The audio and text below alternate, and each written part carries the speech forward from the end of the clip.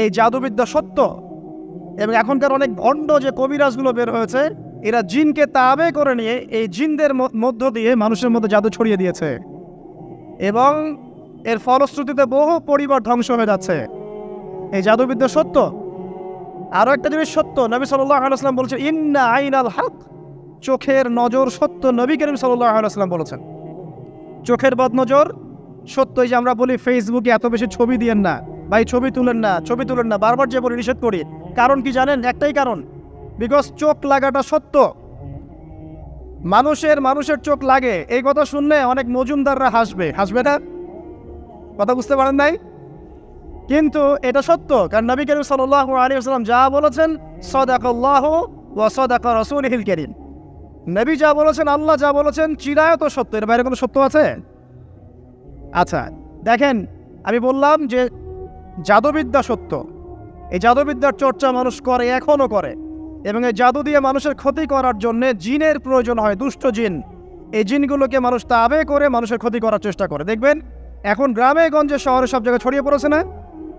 দেখবেন, খুব সতর্ক থাকবেন। আমি পরে সলিউশন বলছি আপনাদেরকে।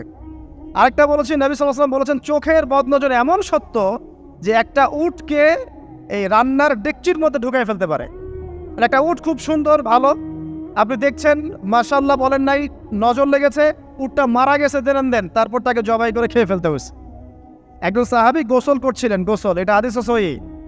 এই আলেম ওলামা যারা আছেন তারা জানেন যে হাদিস সহিহ। একজন সাহাবী গোসল করছেন, তার গায়ের চামড়াটা খুব সুন্দর ছিল, একদম স্কিনটা অনেক সুন্দর, থাকে না এমন কিছু মানুষ? আচ্ছা, এখন আরেকজন সাহাবী এই গোসল দেখছেন দূর থেকে, দেখে বলছেন যে কি চমৎকার তার শরীরের রংটা, যেন কুমারী নারীর মতো, অনেকটা এমন একটা কথা তিনি বলেছিলেন। সাথে সাথে এই সাহাবী অজ্ঞান হয়ে পড়ে গেছে। কোন সাহাবী? যিনি গোসল করছিলেন। এটার আপনি কোনো ব্যাখ্যা দিতে পারবেন না তো, এখানে কোনো সায়েন্স দিয়ে বা মেডিকেল সায়েন্স দিয়ে আপনি কোনো ব্যাখ্যা করতে পারবেন না। একটা ব্যাখ্যা দিতে পারেন, কিন্তু কেন সেটা হলো সেটা আপনি অ্যান্সার খুঁজে পাবেন না। তো নবী সাল্লাল্লাহু আলাইহি ওয়াসাল্লামের কাছে নিয়ে যাওয়া হলো তাকে। তিনি বললেন যে এই ব্যক্তির ব্যাপারে কি কেউ ভালো মন্দ কিছু বলেছিল? তখন একজন সাহাবী বলেন, হ্যাঁ, অমুকে বলেছে এর স্কিনটা অনেক সুন্দর, তোকে ডেকে নিয়ে আসুন। ওকে ডেকে আনা হলো। ডেকে আনার পর নবীজি তাকে অনেক শাসালেন, তোমরা তোমাদের ভাইদেরকে কি মেরে ফেলতে চাও? তখন এই সাহাবী তো অবাক, আমি আবার কখন মারতে চাইলাম ইয়া রাসূলুল্লাহ? আমি তো মারতে চাই নাই, আমি তো খালি বলেছি যে তার গায়ের রংটা অনেক সুন্দর। তখন তিনি বললেন, কেন তুমি সুবহানাল্লাহ বললে না, কেন তুমি মাশাআল্লাহ বললে না? যখন মাশাআল্লাহ বলবেন, সুবহানাল্লাহ বলবেন, নজরটা লাগবে না।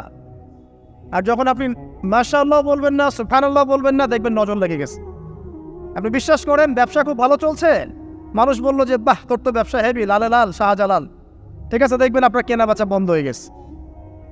এরকম হবে, আমার কথাটা বিশ্বাস করেন। এটা কিন্তু সায়েন্স প্রমাণ করতে পারবে না, আল্লাহ এবং তার রাসূল বলেছেন, তার উপরে কোনো সত্য নেই। আছে সূরা কাহফ 29 নম্বর আয়াত পড়ে দেখেন, আল্লাহ পাক বলছেন ওয়াকুলিল হাক্কু মির রাব্বিকুম, সত্য সেটাই যা তোমার রবের পক্ষ থেকে আসে। ফামান শাআ ফালইউমিন, যার ইচ্ছা হয় বিশ্বাস করুক, ওয়ামান শাআ ফালইয়াকফুর, যার ইচ্ছা হয় সে অস্বীকার করুক। এই কারণে আমরা বলি ফেসবুকে এত বেশি ছবি দেওয়া, এই আই ওয়াশ করা, এই যে শোডাউন করা, হ্যাঁ, ইসলামের কিছু কাজ করলেন একদম মানুষকে না দেখাইতে পারলে ঘুম হচ্ছে না, এগুলো বন্ধ করেন, এগুলো বন্ধ করে দেন আল্লাহর ওয়াস্তে। অফলাইনে কাজ করেন, নিজেকে গোপন করার চেষ্টা করেন। যত বেশি মানুষের কাছে নিজেকে এক্সপোজ করবেন, কাজের বরকত কমে যাবে, চোখ লাগবে, নজর লাগবে। এবং চোখ লাগা বদ নজরে বহু আলেম আস্তে আস্তে মাঠ থেকে মাইনাস হয়ে গেছে না? যায় নাই? এখন কি আলেমদের সংখ্যা বেশি না কম? যত দিন যাবে আলেমের সংখ্যা আরো কমে যাবে। নবীজি বলেছেন আলেমদের সংখ্যা কমতে থাকবে, মানুষ জাহেলদেরকে আলেম বানিয়ে নেবে। তো প্রিয় ভাইরা, জাদুবিদ্যা সত্য, চোখের বদনজর সত্য, রাতের এই অনিষ্টগুলো সত্য, রাতের বেলা অনেক ক্ষতি আছে। এই জন্য নবীজি বলছেন বাচ্চাদেরকে বাইরে বের করো না, এবং তোমরাও রাত যখন গভীর হবে তখন এদিক ওদিক ঘোরাফেরা করো না। দেখবেন রাত যত গভীর হয় আমাদের শহরগুলো তত জীবিত হয়, তাই না? রাত যত গভীর হচ্ছে শহর তত জীবিত হয়। চায়ের দোকানে আড্ডা বেশি, ওই সিনেমা দেখছে, টিভি দেখছে, ক্যারাম খেলছে, লুডো খেলছে, ঘুম নাই। ঘুম কখন? ফজরের আগে। ফজরের নামাজ কিন্তু নাই, ফজরের ঠিক আগে, আবার ওই যে জোহরের নামাজের সঙ্গে উঠতেছে।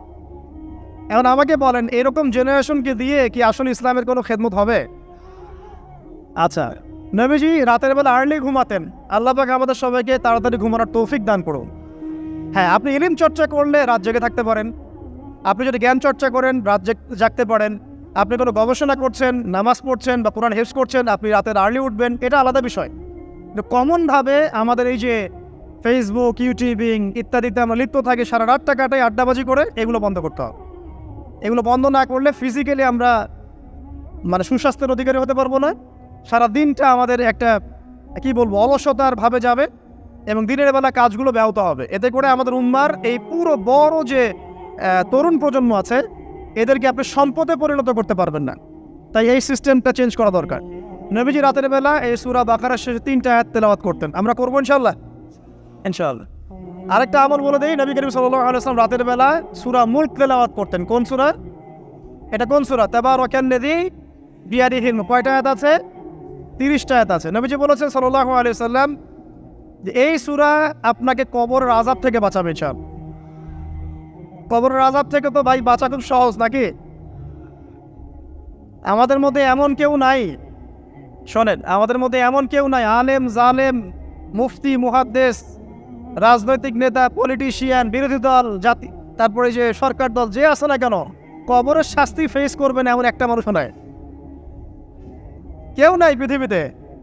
এই যে আপনি দেখছেন ওই যে কি ইসরায়েলের প্রধানমন্ত্রী, ওই রাশিয়ার প্রধানমন্ত্রী, ওই চায়নার সভ্যতা, পশ্চিমা সভ্যতা, এমন কেউ নাই পৃথিবীতে এখন যাকে কবরের শাস্তি ভোগ করতে হবে না। আছে? সবচেয়ে লঘু শাস্তি মানে লঘু চাপ, এটা বলতে গেলে আসলে আমি ভাষা হারায় ফেলি। তারপরে বলছি আল্লাহ পাক আমাদের সবাইকে হেফাজত করুন, আমিন। একজন সাহাবীর নাম সাদ বিন মুয়াজ। কি নাম? নবী করিম সাল্লাল্লাহু আলাইহি ওয়াসাল্লামের সাথে একদম ডান হাত হয়ে যুদ্ধ করেছেন দীর্ঘদিন। বদর তিনি বীর সেনা, উহুদের বীর সেনা, ঠিক আছে, খন্দকের যুদ্ধেও বীর বিক্রমে যুদ্ধ করেছেন। তিনি আনসার সাহাবী, একদম মদিনার নেতা সাহাবী। সব সাহাবী কিন্তু একরকম নন, কেউ ছিলেন নেতৃস্থানীয় সাহাবী, তিনি ছিলেন একজন নেতৃস্থানীয় সাহাবী, ঠিক আছে, সাদ বিন মুয়াজ। নবী করিম সাল্লাল্লাহু আলাইহি ওয়াসাল্লাম এত ভালোবাসতেন তাকে, এত ভালোবাসতেন যে তাকে নিজের মনে করতেন যে সাদ বিন মুয়াজ আনসাররা আমার নিজের। চারটাখানি কথা। এই সাহাবীর খন্দকের যুদ্ধে এই যে হাতের এই দিকে সম্ভবত হাতের এই রগের মধ্যে একটা তীর এসে লাগে এখানে, এবং তীরটা তিনি বের করতে গিয়ে রক্তটা ছিঁড়ে যায়। এরপর ফিনকি দিয়ে রক্ত বের হওয়া শুরু হয়। চিকিৎসা করে করে রক্ত বন্ধ করা যায় নাই, এবং এই রক্তের প্রবাহিত রক্তেই আল্লাহর ইচ্ছায় তিনি শাহাদাত বরণ করেন, তিনি ইন্তেকাল করেন। নবী করিম সাল্লাল্লাহু আলাইহি ওয়াসাল্লাম প্রচণ্ড ব্যথিত হন, মানে মনটা তার খুব নরম হয়ে যায় সাদ বিন মুয়াজ রাদিয়াল্লাহু আনহুর জন্য। তো এই সাহাবীর যখন জানাজার নামাজ পড়ানো হচ্ছে, নবীজি বলছেন 70,000 ফেরেশতা তার নামাজে অংশ নিয়েছে। আর এই সাহাবীকে যখন কবরে শোয়ানো হয়েছে, নবী করিম সাল্লাল্লাহু আলাইহি ওয়াসাল্লাম পরে জানিয়েছেন কবরের যে মৃদু চাপ, সাদ বিন মুয়াজ রাদিয়াল্লাহু আনহুর কবরেও সেই মৃদু চাপ দেওয়া হয়েছে। আমি কি বুঝাতে পারলাম ভাই? আমাদের কোনো দাম আছে এখনকার পলিটিশিয়ানদের কোনো দাম আছে? এখনকার সমাজ নেতার কোনো দাম আছে? এখনকার সুদখোরদের কোনো দাম আছে? এই ঘুষখোর দুর্নীতিবাজদের কোনো দাম আছে? আমরা যারা কাঠমোল্লা হয়ে আছি আমাদের কোনো দাম আছে? সাদ বিন মুয়াজ রাদিয়াল্লাহু আনহু যদি কবরের শাস্তি তাকে না ছাড়ে, প্রশ্নোত্তর পর্ব তাকে না ছাড়ে, আমরা পার পাবো? নবী করিম সাল্লাল্লাহু আলাইহি ওয়াসাল্লাম বলছেন সূরা মুলক তেলাওয়াত করো রাতের বেলা, ইনশাআল্লাহ সূরা মুলকের তেলাওয়াত কবরের আযাব থেকে তোমাকে বাঁচান। আর আমাদের তো ভাই কবরে সবাই সাথে যাবে না, গার্লফ্রেন্ড যাবে না, বাপ মা ভাই বোন সবাই যাবে না। একজন ব্যক্তি সুদ খাচ্ছে, জিজ্ঞাসা করে দেখেন কেন খায়, বলবে তার সন্তানের জন্য খায়, তার বউয়ের জন্য খায়, তার বাবাকে দেখতে হবে তাই খায়, তাই না? একজন ব্যক্তি ঘুষ খায়, বলবে আমার পরিবারের জন্য খাই। একজন দুর্নীতি করছে, পুকুর চুরি করছে, বলবে দুর্নীতি করছে আমার পরিবারের জন্য খাই, পরিবার ভালো থাকবে। সবার একই এক্সকিউজ যে পরিবার যেন ভালো থাকে, আমার সন্তানরা যেন ভালো থাকে, আগামী প্রজন্মের জন্য কিছু রেখে যেতে পারি, তাই না? এরকম একটা মানুষও কি আপনার সাথে কবরে যাবে? আর এই বোকা মানুষ কেন বোঝে না যে আপনার কবরে আপনাকেই যেতে হবে? তাহলে আপনি কি কারণে অন্যের কারণে নিজের পরকাল নষ্ট করছেন? অন্যের সুখের জন্য আপনি আপনার পরকাল নষ্ট করছেন। সুদ খাচ্ছেন, দিব্যি মায়ের সাথে জেনা করছেন। আপনাদের এলাকায় নাকি সুদের সমস্যা অনেক বেশি। কয়েকটা হাদিস বলে দেই, আমি ওদেরকে আক্রমণ করতে আসি না, আমি শুধু তাদেরকে 3টে হাদিস শোনাতে এসেছি। 1 নম্বর হাদিস শোনেন। আল্লাহর নবী মুহাম্মদ সাল্লাল্লাহু আলাইহি ওয়াসাল্লাম বলেছেন, সুদের পাপের 73টা শাখা আছে। কয়টা? কোনো হাদিসে 70টাও আছে, কোনো হাদিসে 73টা আছে। বলছেন যে সবচেয়ে নিচের শাখাটা হচ্ছে, সুদের পাপের সবচেয়ে নিচের শাখা হচ্ছে যে যেন কোনো ব্যক্তি তার মাকে রেপ করলো, তার মাকে ধর্ষণ করলো। 1 দিরহাম যে ব্যক্তি সুদ খায়, সহিহ বুখারীতে আরেকটা হাদিস এসেছে, সে যেন 36টা মেয়েকে ধর্ষণ করলো। আর আমি একটা কথা বানায় বলছি না, যদি বিশ্বাস না হয় কবি মাদ্রাসা আছে, আলেম ওলামা আছে, গিয়ে বুখারী খুলতে বলেন, পড়তে বলেন। তাহলে একবার পড়তে বলেন, দেখেন যদি না থাকে তাহলে আমাকে এর সাথে থাপ্পড় দিয়ে দেয়। যদি না থাকে হাদিস এটা, তাহলে আমার গালে একটা থাপ্পড় দিয়ে যায়। আর যদি থাকে তাহলে আল্লাহর রাস্তায় সুদ খাওয়া ছেড়ে দেন। কোনটা করবেন? চ্যালেঞ্জ করবেন? নবীজি বলেছেন, 1টা দিরহাম যে ব্যক্তি সুদ খায়, দিরহাম মানে কি? রৌপ্য মুদ্রা। এটা এখন দেখতে পারবেন না, জাদুঘরে আছে।